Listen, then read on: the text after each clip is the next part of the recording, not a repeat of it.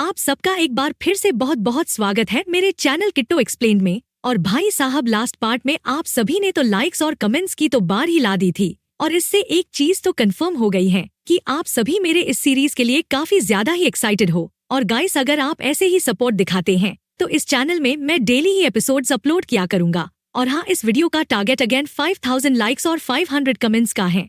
Target पूरा होते ही channel में अगली वीडियो कल ही अपलोड हो जाएगी।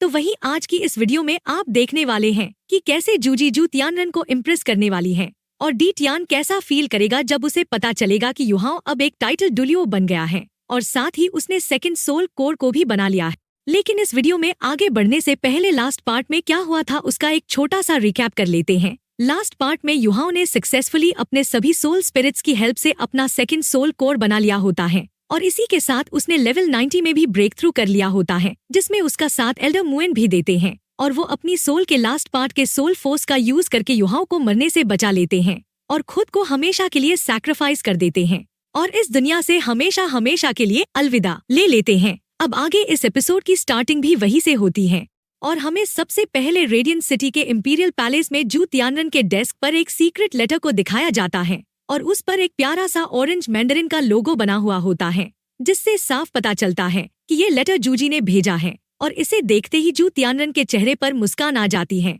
और दोस्तों, मैं आपको बता दूं कि पिछले कुछ दिनों से सन मून एम्पायर में दुश्मनों को ढूंढने की पूरी कोशिश की गई थी, लेकिन कुछ हाथ नहीं लगा था, और जू तियानरन को डर था कि कहीं एल्डर कोंग की बात सही न हो जाए कि दुश्मन के पास स्पेशल एबिलिटी हो। जिसके बाद जू तियानरन लेटर खोलकर पढ़ने लगता है, और जैसे जैसे वो पढ़ता जाता है उसके चेहरे के एक्सप्रेशंस बदलते जाते हैं, कभी हैरानी तो कभी तारीफ। और दोस्तों, उस लेटर का सबसे मेन पॉइंट सिर्फ 3 शब्दों में था, अटैक मत करो। और दोस्तों, यहाँ मैं आपको बता दूं कि जूजी का असली प्लान ये था कि वो श्रेक सिटी को घेर कर रखेगी, लेकिन अटैक नहीं करेगी, ताकि स्टार लुओ एम्पायर और 2 लिंग एम्पायर अपनी आर्मी वहाँ भेज दें। और एक बार जब वो सारी आर्मी श्रेक सिटी के पास इकट्ठी हो जाएगी तो उनके पास ज्यादा फ्लेक्सिबिलिटी होगी कि असल में अटैक किसे करना है।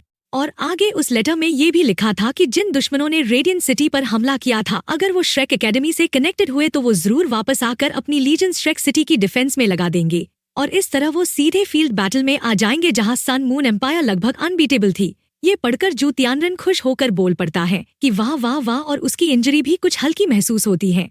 आगे वो तुरंत एक रिप्लाई लिखता है और कहता है कि जूजी जो भी सही समझे वो करे, रेडियंट सिटी की चिंता न करे, क्योंकि इंपीरियल सोल इंजीनियर लीजन वापस आ चुकी है और पैलेस की सेफ्टी कर रही है।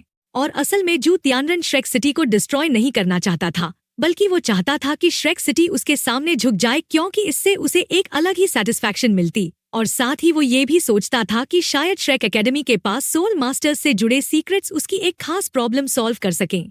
जिसके बाद सीन शिफ्ट होता है सन मून एम्पायर के कमांडर टेंट में, जो अभी श्रेक सिटी के बाहर लगा हुआ होता है, जहां जूजी अपनी सीट पर बैठी रिपोर्ट्स पढ़ रही थी, और वो मन ही मन खुश हो रही थी।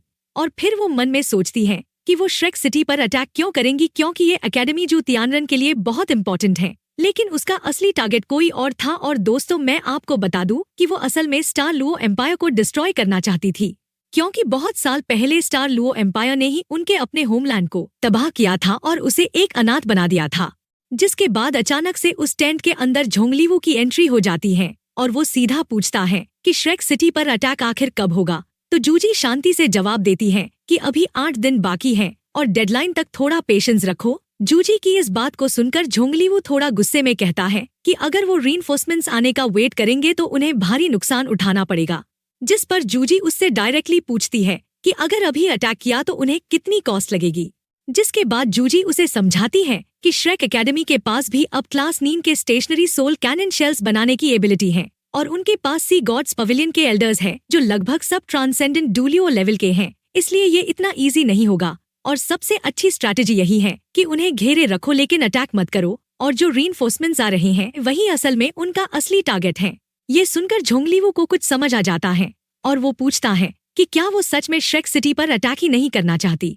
जिसके बाद जूजी उसे बताती है कि उन्होंने पहले ही 2 सोल इंजीनियर लीजन्स को सीक्रेटली कैंप से निकाल दिया है, और 50,000 से ज्यादा ट्रूप्स भी निकल चुके हैं। सिर्फ कैंप देखने में पहले जैसा ही लगता है, और बीच बीच में वो फाइंट अटैक्स करते रहेंगे ताकि श्रेक एकेडमी का ध्यान यही बना रहे। ये सुनकर झोंगलीवू और इरिटेटेड हो जाता है, लेकिन जूजी उसे साफ शब्दों में बोलती है कि वो सिर्फ एक मिलिट्री सुपरवाइजर हैं, और असली फैसले लेने का अधिकार सिर्फ कमांडर के पास है, यानी मेरे पास है। इसलिए थोड़ा औकात में रह के बोलियो, और अगर तुझे प्रॉब्लम है तो तू सीधा जू तियानरन से बात कर सकता है।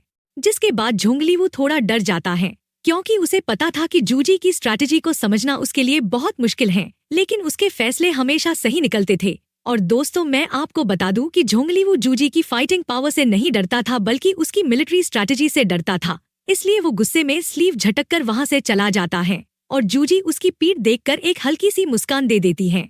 जिसके बाद जूजी मन में सोचती है कि ये इविल सोल मास्टर्स उनकी प्लानिंग में हमेशा रुकावट डालते रहते हैं। और दोस्तों, यहाँ मैं आपको बता दूं कि जूजी और जू तियानरन दोनों ही असल में होली गोस्ट चर्च को पसंद नहीं करते थे, क्योंकि उन्हें डर था कि एक दिन ये लोग खुद थ्रोन पर कब्जा करने की कोशिश कर सकते हैं। और इसी सोच में जूजी को अपने बेटे की याद आ जाती है, और उसकी आंखों की सख्ती थोड़ी नरम पड़ जाती है, क्योंकि उसे डर था कि होली गोस्ट चर्च उसके बेटे को कोई नुकसान न पहुंचा दे। इसलिए उसने एक पावरफुल इंसान को उसकी सेफ्टी के लिए पहले से ही लगा रखा था। और दोस्तों, आप कमेंट में बताओ कि वो सोल मास्टर का क्या नाम है।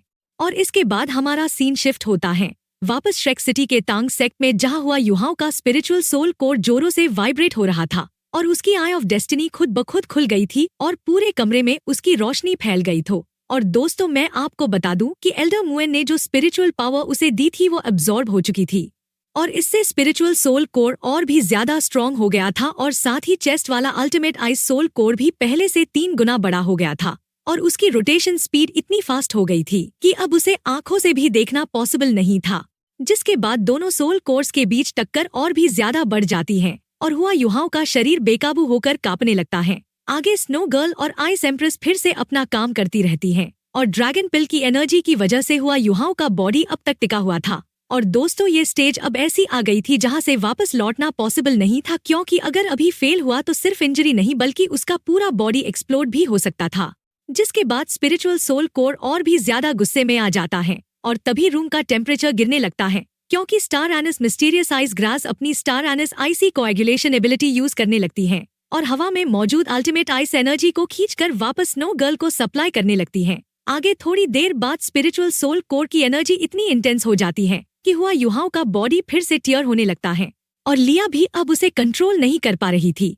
जिसके बाद तभी अचानक स्नो गर्ल का वो आइस क्रिस्टल फिर से ऊपर उठता है, और उसकी स्पिरिचुअल ऑरा इतनी ठंडी और शार्प थी कि वो स्पिरिचुअल सोल कोर को सीधा पार कर जाती है, जिससे स्पिरिचुअल सोल कोर एक पल के लिए जैसे ठंडे पानी में डूब जाता है और रुक जाता है। और उसी पल स्नो गर्ल का वो आइस क्रिस्टल अचानक फट जाता है, और उसकी पूरी एनर्जी स्ट्रीक्स बनकर अल्टीमेट आइस सोल कोर की तरफ बढ़ जाती है। और हुआ युहाओं को महसूस होता है कि स्नो गर्ल ने अपना सब कुछ इसमें लगा दिया है। जिसके बाद वो चेस्ट वाला सोल पावर का बॉल कुछ ही सेकंड्स में 10 गुना बड़ा हो जाता है, और फिर अचानक एक मिस्टीरियस फोर्स से वापस कॉम्प्रेस होकर अपनी ओरिजिनल साइज में आ जाता है, और उसका रंग डार्क ब्लू हो जाता है। और दोस्तों, मैं आपको बता दूं कि ये बिल्कुल वैसा ही दिखने लगता है जैसे एक असली सोल कोर दिखता है, जिसे देखकर हुआ युहाओं खुद हैरान रह जाता है, क्योंकि उसे लगता था कि इसमें इससे 3 गुना ज्यादा टाइम और एनर्जी लगेगी। जिसके बाद स्पिरिचुअल सोल कोर दोबारा हमला कर देता है, और इस बार हुआ युहाओं पूरी तरह उसे रोक नहीं पाता। लेकिन तभी एक मिस्टीरियस कूलिंग सेंसेशन चेस्ट में महसूस होती है, और एक powerful intent to spiritual power को सीधा फ्रीज कर देती है, यानी स्पिरिचुअल पावर को भी फ्रीज किया जा सकता था। ये देखकर हुआ युहाओं पूरी तरह शॉक में आ जाता है, और इस तरफ स्टार अनी से लिटिल बाई और आइस एम्प्रेस सब मिलकर अपनी पूरी पावर लगा देते हैं। और तभी एक बहुत बड़ी आवाज के साथ हुआ युहाओं का पूरा बॉडी एक धमाके जैसा फील करता है, और उसका दिमाग पूरी तरह ब्लैंक हो जाता है। जिसके बाद सीन शिफ्ट होता है ग्रेट स्टार 2 फॉरेस्ट के लेक ऑफ लाइफ की तरफ आ जाता है। और दोस्तों, मैं आपको बता दूं कि ये जगह किसी भी पावरफुल क्रीचर के लिए फॉरबिडन थी, लेकिन तभी एक जोरदार धमाके के साथ लेक के बीच से एक ब्लैक फिगर अपीयर है। और दोस्तों, ये कोई और नहीं बल्कि खुद डीटियान होता है। जिसके बाद डीटियान हैरान होकर कहता है कि उसे हुआ युहाओं का एहसास क्यों नहीं हो रहा है। और दोस्तों, मैं आपको बता दूं कि डीटियान के पास एक रिवर्स स्केल है जो उसने हुआ युहाओं को दे रखी है, जिससे वो हमेशा उसे ट्रैक कर सकता था और जरूरत पड़ने पर उसकी मदद भी कर सकता था। लेकिन अचानक वो स्केल ही उसे सेंस नहीं हो रही थी, और उसे डर है कि कहीं हुआ युहाओं मर तो नहीं गया, क्योंकि उसके अंदर 3 आइड गोल्डन लाइन की पावर ऑफ डेस्टिनी है जो ग्रेट स्टार 2 फॉरेस्ट की रक्षा करती है, इसलिए उसका जिंदा रहना जरूरी था। जिसके बाद डीटियान फैसला लेता है कि वो खुद जाकर पता लगाएगा कि युहाओं को क्या हुआ है, और एक पल में ही स्पेस टियर करके श्रेक सिटी के ऊपर पहुंच जाता है, जहां श्रेक सिटी के अलार्म सिस्टम्स उसे डिटेक्ट कर लेते हैं, और 10 सोल इंजीनियर्स उसे रोकने के लिए हवा में उड़ते हैं। लेकिन डी टियान की सिर्फ एक आवाज से वो सारे जमीन पर गिर जाते हैं और वो कहता है कि हुआ युहाओं को बाहर बुलाओ, मुझे उससे कुछ सवाल पूछने हैं। जिसके बाद श्रेक एकेडमी की तरफ से कुछ लोग ऊपर आते हैं जिनकी लीडरशिप यान शाओझे कर रहे थे और इनके साथ जान लीनर, क्यान डोडो, काईमेर और झांग लेजुआन भी मौजूद थी। और डी टियान को देखकर सबके चेहरे पर टेंशन साफ दिख जाती है क्योंकि डी टियान को नाराज करना किसी के लिए भी अच्छा नहीं था। जिसके बाद यान शाओझे रिस्पेक्टफुली पूछते हैं कि बीस्ट गॉड बहुत दिन बाद मिले, क्या बात है जो आप श्रेक एकेडमी आए हैं? तो डी टियान हैरान होकर कहता है कि यान शाओझे, तुमने पिछले कुछ दिनों में इतनी तेजी से कैसे इम्प्रूव कर किया है। और दोस्तों, मैं आपको बता दूं कि यान शाओझे अब श्रेक एकेडमी के सबसे स्ट्रॉन्ग सोल मास्टर्स में से एक बन चुके थे और डी टियान उन्हें इतना स्ट्रॉन्ग देखकर थोड़ा सरप्राइज होता है। जिसके बाद यान शाओझे पोलाइटली कहता है कि वो उनके सामने कुछ भी नहीं है और पूछता है कि क्या वो उनकी डिफेंस में हेल्प करने आए हैं। और फिर बाहर खड़ी सन मून एम्पायर की आर्मी की तरफ इशारा करते हैं। ये सुनकर डी टियान थोड़ा रुकता है और बाहर की तरफ देखता है और उसे कैंप में से एक खतरनाक सी ऑरा महसूस होती है, यानी वहाँ कोई ऐसा भी मौजूद है जो उसके लिए भी थ्रेट हो सकता है।